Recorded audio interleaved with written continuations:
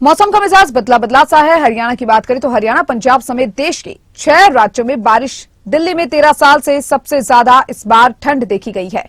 कोहरा जो है वो आसमान में छाया हुआ है। उत्तर भारत के कई जगहों पर कोहरे ने रफ्तार पर ब्रेक लगाया।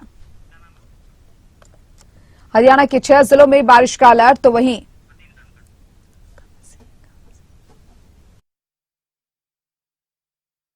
मौसम का मिजाज जानेंगे बहादुरगढ़ से और हमारे साथ हमारे संवाददाता प्रदीप धनखड़ बहादुरगढ़ से हमारे साथ लाइव जुड़ चुके हैं।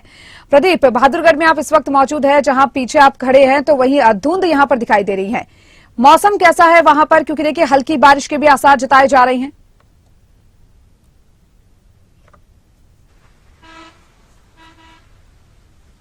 जी बिल्कुल, देश की राजधानी से सटा हुआ है बहादुरगढ़ और पूरा दिल्ली एनसीआर क्षेत्र आज कोहरे की चपेट में है। घना कोहरा यहाँ पर छाया हुआ है।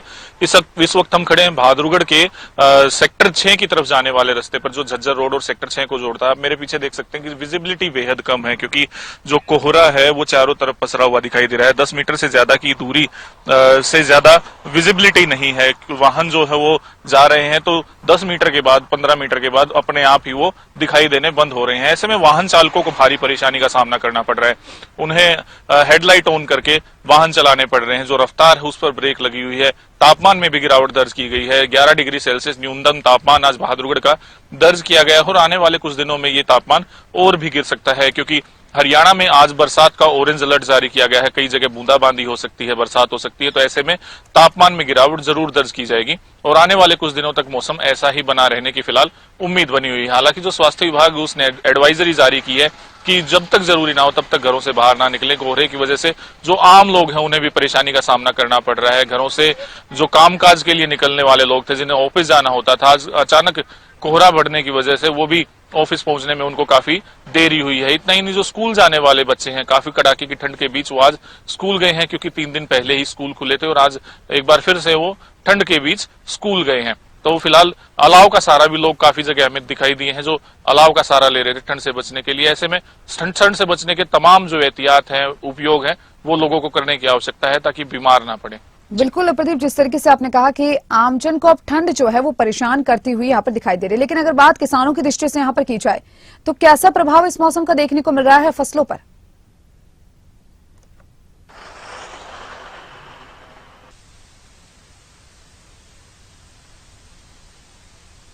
तरीके से जो कोहरा है उसमें भी जो वातावरण है, ह्यूमिडिटी है 97% तक है और जो पाला है वो आज भी पड़ रहा है। तो गेहूं की फसल के लिए काफी लाभकारी सिद्ध हो सकता है, क्योंकि पिछले दिनों जब ठंड पड़ रही थी तो सूखी ठंड थी, उसमें जो पानी की कमी वातावरण में होती है वो देखने को मिली थी, जिसकी वजह से गेहूं की फसल को नुकसान होने की संभावना होनी थी। लेकिन अब पिछले 2-3 दिन से जो पाला पड़ रहा है ये गेहूं की फसल के लिए वरदान साबित होगा।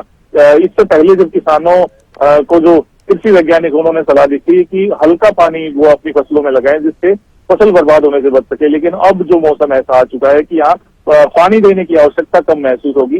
जिन्होंने गेहूं की फसल लगाई या अन्य फसलें लगाई हैं, ये जो मौसम है या हल्की बरसात होती है तो फसलों के लिए काफी लाभदायक साबित होने वाली है।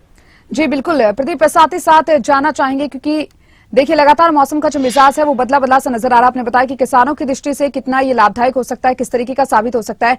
हल्की बारिश के भी यहाँ पर आसार जताए जा रही हैं। फसलों के हिसाब से बारिश कितनी लाभदायक हो सकती है फसलों के लिए? तो बरसात भी काफी लाभदायक सिद्ध होगी, क्योंकि गेहूं की फसल है तो गेहूं की फसल में लगभग जो है 22 से 25 दिन के अंदर पानी देने की आवश्यकता होती है। कृषि वैज्ञानिकों ने भी सलाह दी थी कि जो ठंड है उसके अंदर जो नमी है वो बेहद कम है। सूखी ठंड पड़ रही है तो फसलों को नुकसान हो सकता है, तो ऐसे में पानी देने की आवश्यकता किसानों को थी। लेकिन अब जो है वो मौसम ऐसा आ गया है कि बरसात अगर होती है, हल्की बूंदाबांदी होती है तो फसलों के लिए लाभकारी सिद्ध होगा। किसानों की जो आर्थिक लाभ भी पहुंचेगा, क्योंकि काफी भारी भरकम पैसा खर्च करके उन्हें अपने खेतों में पानी देना पड़ता था, ट्यूबवेल चलाना पड़ता था, डीजल खर्च होता था। जैसे बिजली के द्वारा जो मोटर चलाकर वो पानी देते थे वो खर्च उनका बचेगा।